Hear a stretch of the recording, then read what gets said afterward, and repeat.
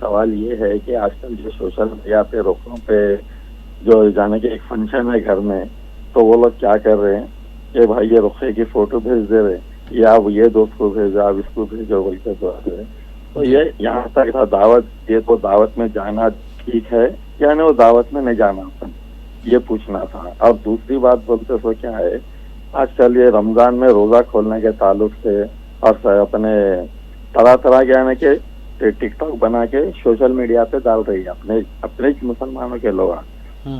تو اس کی حد تک اپن کہاں تک ان لوگوں کو روکنا، کس طریقے سے بولنا ہے لوگوں کو، یہ پوچھنے کا. جی بہت شکریہ نظام الدین صاحب. جی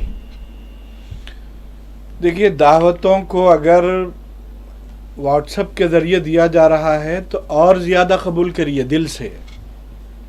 جانا نہیں جانا کا تعلق آپ کی کام کی نوعیت. دعوتوں میں جانا فرض نہیں ہے اور واجب بھی نہیں ہے.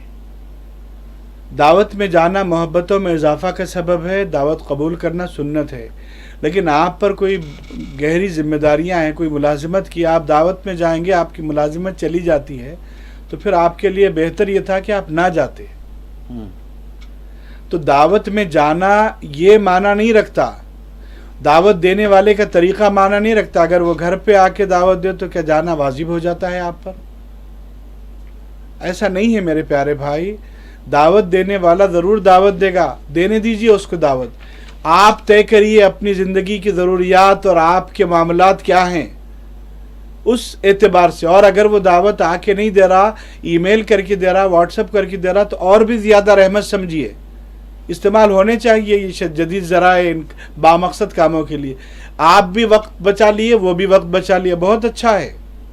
ضروری نہیں ہے رقاب ملنا آپ کو، اور اس سے غیر اہم نہیں ہوتا. ای میل کے ذریعے ملازمتیں قبول بھی ہوتی ہیں، رد بھی ہوتی ہیں دنیا میں.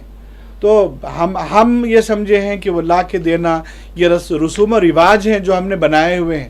اصل مقصد اطلاع ہے جو کسی بھی ذریعے سے دی جا سکتی ہے. اور دعوت میں ضروری نہیں ہے جانا، دعوت میں نہ جائیں.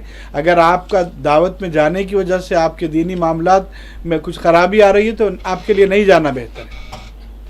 تو اس لیے جو ہے دعوتوں کو لے کے ہمارے شہر میں جو جا رہے ہیں، بچوں کی تعلیم کے مسائل اور دیگر ضروری زندگی کے معاملات جو متاثر ہو رہے ہیں، جس کا کوئی علاج نہیں ہے. امت مسلمہ کو آج جو چیلنجز ہیں، ان چیلنجز میں یہ شامل ہے کہ دین حق کے خلاف بڑی سازشیں ہو رہی ہیں. اس کا آپ کو ہم کو جواب دینا ہے.